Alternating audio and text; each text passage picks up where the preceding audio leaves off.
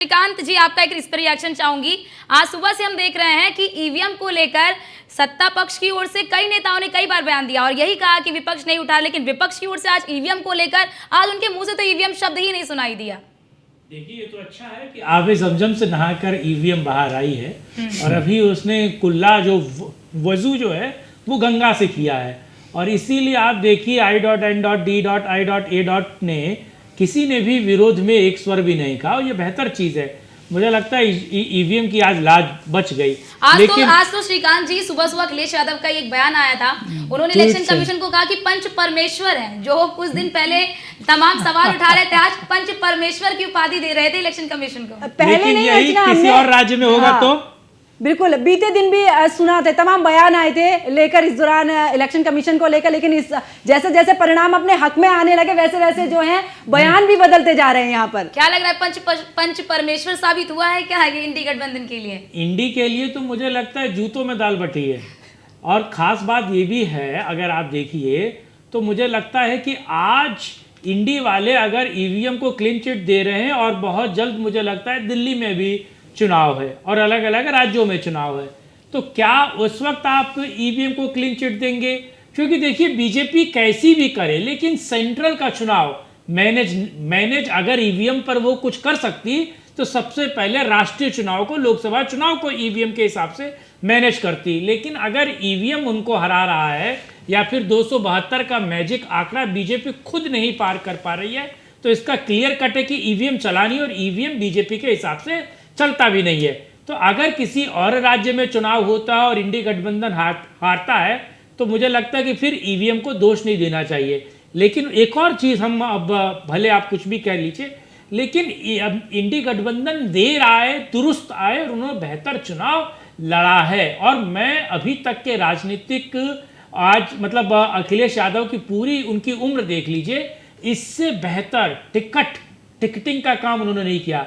एक और महत्वपूर्ण बात, मैं अपनी बात खत्म कर रहा हूं, आप बंगाल देख लीजिए और उत्तर प्रदेश देख लीजिए, क्या अखिलेश यादव ने और ममता बनर्जी ने मोदी के विरोध में बात की? नहीं की। वो बीजेपी को निशाने पर लेते थे, मोदी के विरोध में बात नहीं कर रहे थे, कैंडिडेट को लेकर बात कर रहे थे, जमीनी मुद्दों पर बात कर रहे थे। और मोदी चाह रहे थे कि ममता मोदी के विरोध में बात करे और अखिलेश करे।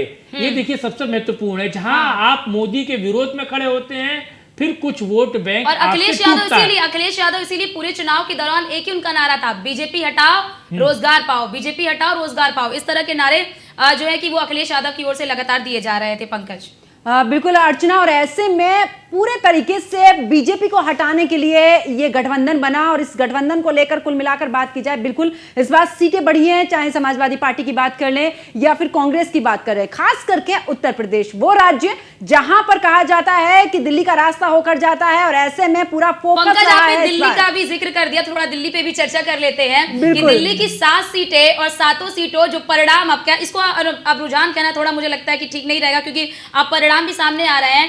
तो दिल्ली की 7 सीटों पर फिलहाल जो इस वक्त तस्वीरें हैं, बीजेपी ही उस पर कब्जा करती हुई नजर आ रही है। तो क्या लगता है आपको राकेश रमन जी कि अरविंद केजरीवाल जो 21 दिन की मोहलत लेकर आए, खूब चुनाव प्रचार भी किया, सिंपैथी वोट बटोरने की कोशिश भी की, लेकिन दिल्ली की जनता ने सिरे से नकार दिया लोकसभा के चुनाव में?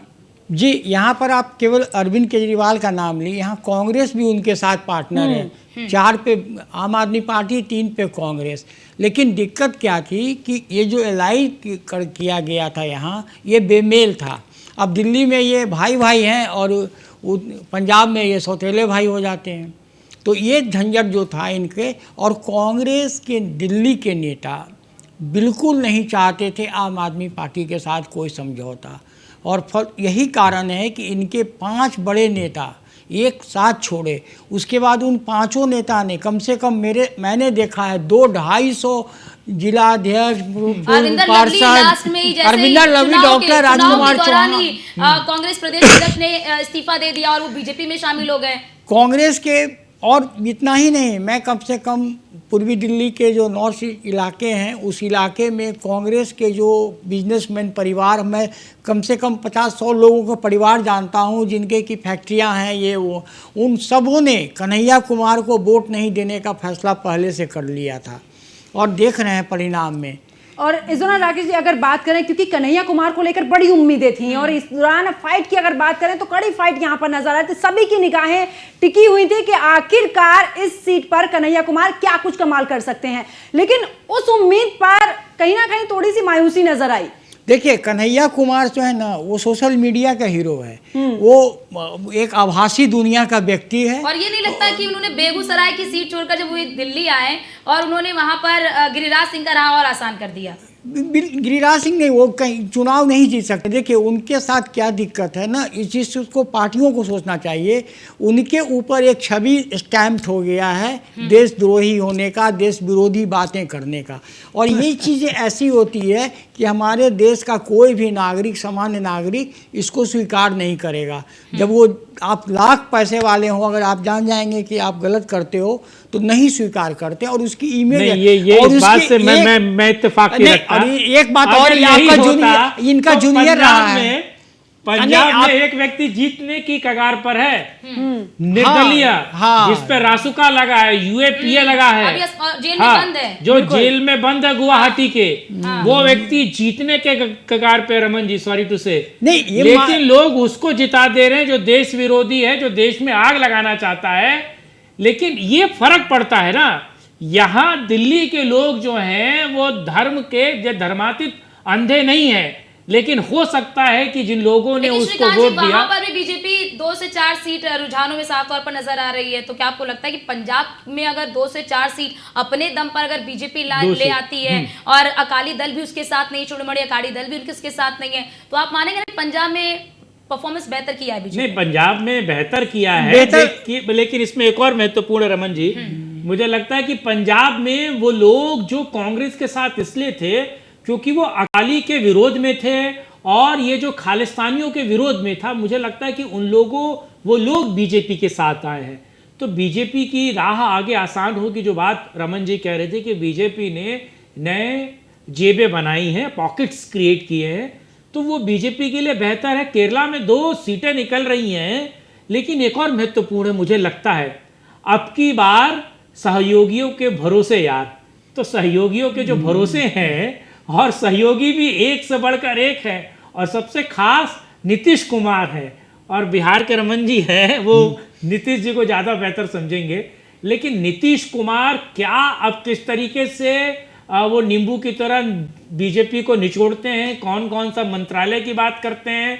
हम लोग कह रहे थे कि अब चुनाव के बाद नीतीश इस्तीफा देंगे और बीजेपी बिहार में मुख्यमंत्री बनाएगी, तो वो सब भूल जाइए, अब सब भूल जाइए। अब ये याद रखिए कि नीतीश के भरोसे, चंद्रबाबू नायडू के भरोसे नरेंद्र मोदी है, तो क्या 56 इंची सीने में से 16 इंची निकाल दीजिए, क्या 14 इंची बचा है? अब 14 इंची सीना फूलेगा कितना?